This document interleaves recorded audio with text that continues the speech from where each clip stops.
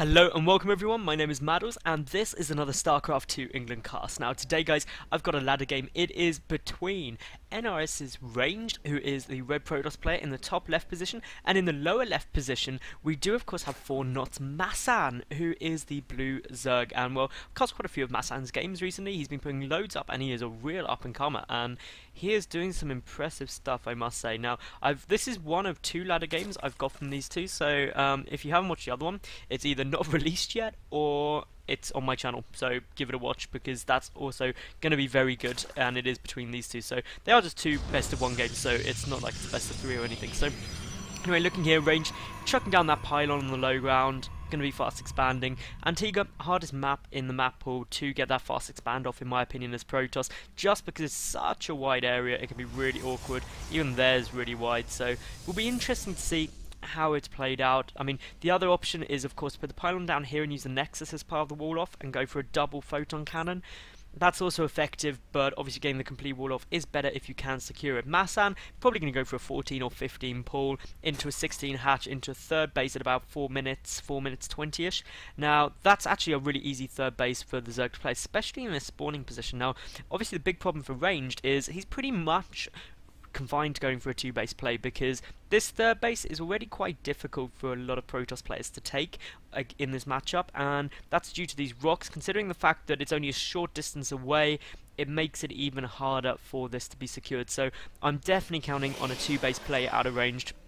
Probably some kind of big push, either heavy gateway or immortal sentry, the most likely things we'll see. Anyway, down here for MaSsan, he's just sending that drone down. He's going to start picking off the probe. That's all absolutely great. Now guys, let me just say while we're in the opening stage of these matches that obviously if you like my casting, please subscribe. I get new games up every day, but more importantly, if you've got any games you'd like me to cast, please send them through to sc2england@hotmail.co.uk, because no matter what league they are, just if they're quite a cool game, send them through to me. And obviously I'll give them a cast if they are awesome, because I want to get more subscriber games up, because quite a few people have been asking me for that. So do feel free to send them across. Now it was a forge first here out of RaNgeD, so we're not seeing any super early things. We've got the double overlord here, so all of the scouting information is getting down, knows exactly the timings on everything.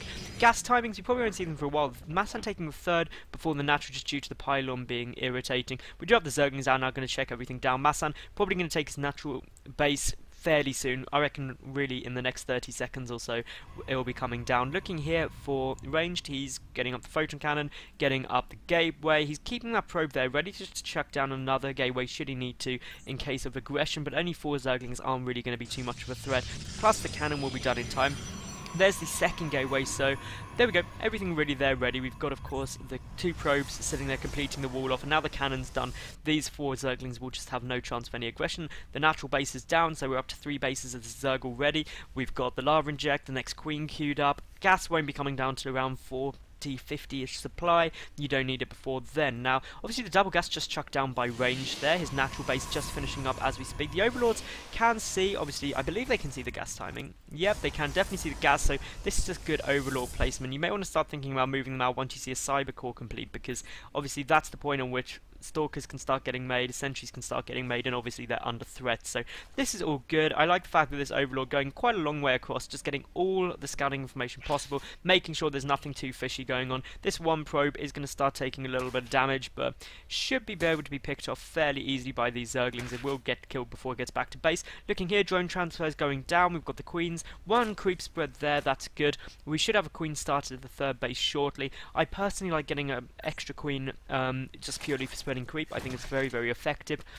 The only downside is, of course, in this matchup, due to the early third base, it can be quite difficult to get those queens out as quickly as, say, ZvP. Now, obviously, looking at the bases, neither player doing too much. No +1 started yet. We do, of course, have Warp Gate Tech on its way, a sentry coming out. That's going to make this very, very easy to defend, even from quite a lot of Zerglings. The double gas coming down from MaSsan, slightly earlier than you tend to see from some people. That was about 45-ish supply it came down. So, obviously, you don't there's a time and a place to go really early gas. It's generally the earlier you get it, it saves you having to grab quite as many at a time, and to be honest, MaSsan's in a great spot. He got his third base down early, so he should be pretty much fine there. The robotic facility on its way down for RaNgeD, and, well, really both players playing relatively defensively at the moment. These Zerglings in a good spot. The only thing I might like more is if these Zerglings were spread out just a tiny bit more in order to try and get more scouting information. Do spot the Stalker though, and we'll run back because obviously they don't have speed done, so don't want to. They won't take the Stalker out before they'll get killed. Basically, the +1 ground weapons on the way down for RaNgeD at the moment. He's getting 2 more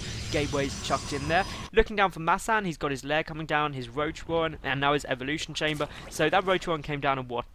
About 6 minutes 55, good timing. Anywhere between about 6:30 and 7 minutes is ideal. The roach one afterwards, that's just for the spore crawlers should you need DT detection or basically the anti-air. The lair coming down as well is a good timing. We do have a warp prism actually coming out here from RaNgeD, so can't wait to see how this is going to go down. It could be really quite effective, but the Overlord spread very, very good for MaSsan. And that should allow him to spot the Warp Prism, especially if this Overlord comes in at just the right time. We've got the 3rd and 4th gas on the way down for RaNgeD, and the Warp Prism does get spotted. That is a massive win there. MaSsan now completely aware of what should be going on. He's now getting quite a few roaches out, and his lair's nearly finishing up. He's getting ready for a good defensive spot. It's going to be a Zealot drop into the main base. Hopefully we'll see a couple of things come down. It's Zealots. There's also the 2 sentries there though, so this is a very, very threatening build because basically once those force fields start going down, it can be exceptionally difficult to deal with. The 2 sentries dropping down there as well now. Ready, surprisingly not over here where they could block off the ramp for reinforcements, but instead just going to try and do some damage, and really a lot of the damage being spent actually attacking a gas, which is quite surprising. Drones should be really the predominant focus of this. The Queen getting trapped in there, it's not going to get picked up, and there goes a pickup, and actually MaSsan took very, very little losses there indeed. I mean, as you can see, he only lost really 3 workers and 3 units in terms of the lost tab.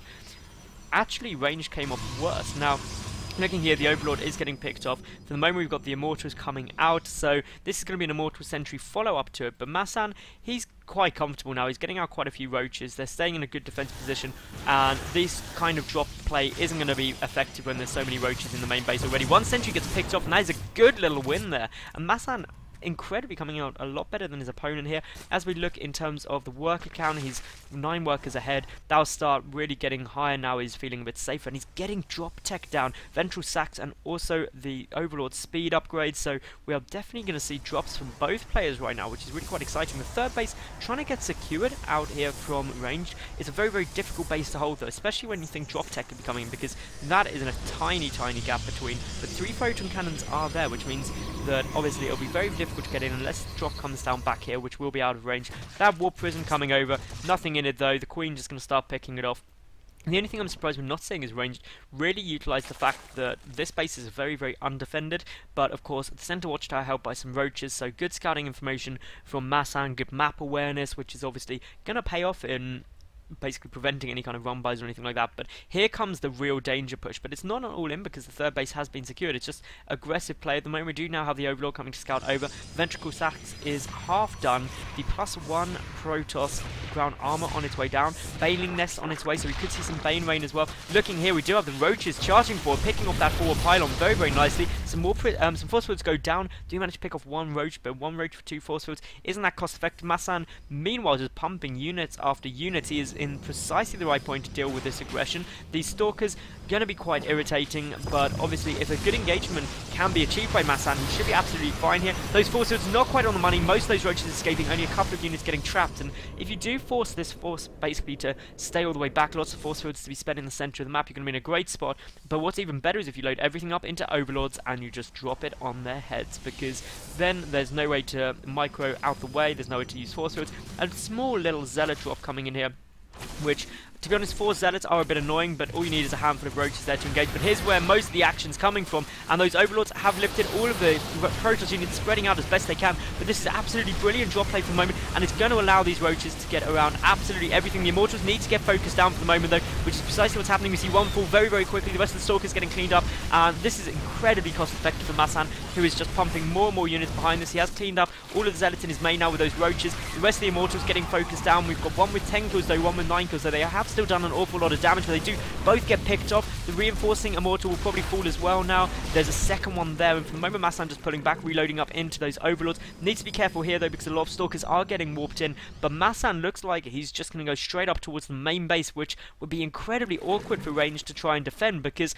he's going to go all the way around here to try and get in a good position. He will be fighting on a ramp, but it looks like MaSsan now pulling out, coming forward, just trying to drop on top of the Protoss completely here, and as you can see, huge damage being done. The drop not quite where it might want to be, but one Immortal is going to fall any second. The second one can get focused down exceptionally quickly as well. The Roach is just hugging up to the Immortals, and this is precisely how you should deal with this aggression out of a Protoss Zerg. And there is the GG out of RaNgeD, and MaSsan really giving us a beautiful lesson on how that should be done. So really brilliant play there, especially the drop defense early game.